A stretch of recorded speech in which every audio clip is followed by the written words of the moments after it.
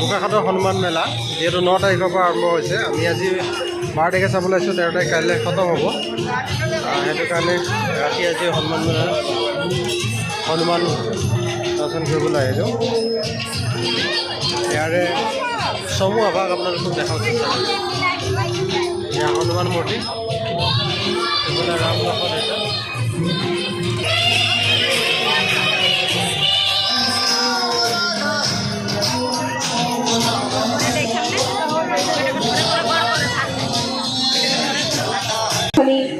ধাৰ্মিক ও বৰ্ণাঢ্য সাংস্কৃতিক অনুষ্ঠানেৰ আৰম্ভ কৰি। আমি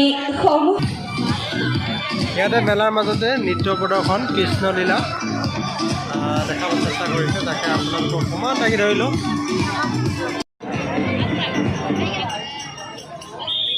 বৰ